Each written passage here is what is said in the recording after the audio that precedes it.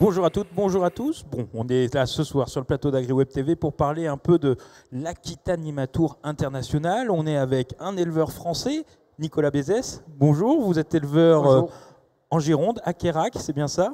C'est ça. Et vous élevez des vaches basadaises de mémoire. Hein. Basadaises, blondes et Aubrac. 3 races. Ah bah, y en a quand même beaucoup. Et Timo, vous êtes éleveur, vous êtes plutôt dans l'élevage, dans l'élevage bovin aussi, mais vous faites aussi du laitier. Donc moi je suis éleveur laitier et éleveur caprin en Belgique. Et, Okay. Et vous avez votre compagne qui fait du bovin. Et ma compagne fait du bovin viandeux, blonde d'Aquitaine. Et pour voir un petit peu à l'étranger comment ça se passe et pour agrandir un peu notre réseau, on nous avait invités et on a pris l'invitation à grands bras ouverts. Oui, voilà, j'allais vous demander qu'est-ce que ça fait de participer à l'Aquitanimatur. Vous allez vous allez visiter des exploitations. Expliquez-nous ce qui va se passer là, dans les jours qui vont suivre. Donc on a eu l'occasion ici pour la première journée de visiter le salon. Et par après, on va visiter des éleveurs comme chez Nicolas et d'autres éleveurs encore pour pouvoir voir quelles sont les différences entre les différents élevages en France et aux Pays-Bas, en Belgique.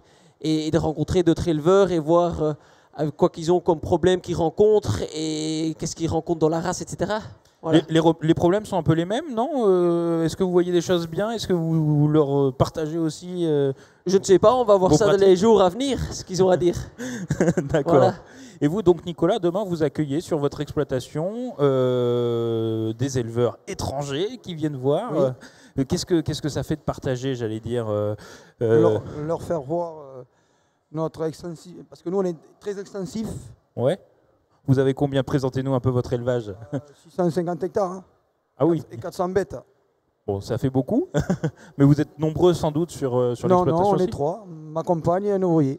C'est déjà bien. C'est déjà bien. Donc qu'est-ce que vous faites? Rappelez-nous. Donc vous avez de la blonde d'Aquitaine, de la basadaise et de l'Aubrac. Tout récent. Tout récent, l'Aubrac. Ouais. Mais l'Aubrac, c'est pas trop le territoire en plus ici. Mais pas du tout. C'est parce que pour que ça, comment dire, à cause du prix de l'aliment, tout ça, la blonde elle coûte très cher. Alors on a dit on va essayer de faire de l'Aubrac qui est plus rustique. Vous allez vous diversifier, c'est ça? Voilà. Et donc là, aujourd'hui, vous étiez aussi au Salon de Bordeaux, vous avez eu des prix? Oui, avec une basadaise que c'est ma fille qui a présenté. Ah. On a fait premier prix de sa catégorie et après premier prix d'espoir. Et donc participer à des concours comme ici à Aquitanima, c'est intéressant. Qu'est-ce que ça apporte à un éleveur? Ça sert de se faire connaître pour vendre les reproducteurs. D'accord, donc ça fait une plus-value au niveau de l'élevage. Voilà. Bon, et donc vous visitez en plus, là, demain on verra celle qui a eu le prix. Je suppose qu'on va vous poser des questions. Comment vous faites pour les élever? Demain, elle sera toujours ici. Ah bah, vous ne la ramenez pas ce soir? Et non, demain soir, elle s'en va. Bon, non mais sur votre exploitation, vous allez montrer un peu, je suppose, qu'est-ce qu'on va pouvoir voir demain? Oui, vous allez voir les 3 races. Les 3 races? Oui, vous allez voir et comment vous les travaillez en fait? Là, ils sont comment? Elles sont en extérieur? Elles sont en extérieur et une partie dedans. Il n'y en a presque pas, mais il y en a quelques-unes dedans. Autrement, les autres, elles sont dehors, dans les prairies. Et Timo, alors, comment ça se passe? Vous allez poser des questions, vous allez être curieux. Pourquoi vous êtes venu? C'est pas qu'un simple voyage, j'allais dire. Non, pas du tout. Donc on est vraiment venu pour rencontrer les éleveurs, pour agrandir notre réseau.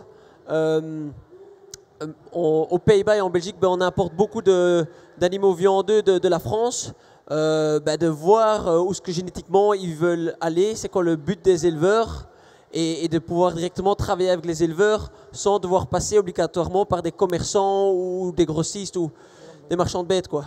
Pour vraiment avoir le contact direct avec les éleveurs. En plus, vous, ce qui est intéressant, c'est que vous le disiez, votre compagne elle fait du bovin viande, ouais. Et elle est sur de la blonde d'Aquitaine, donc elle va pouvoir comparer ce qu'elle fait. Voilà, tout à fait. Ouais. Et la blonde d'Aquitaine en Belgique, vous en avez beaucoup?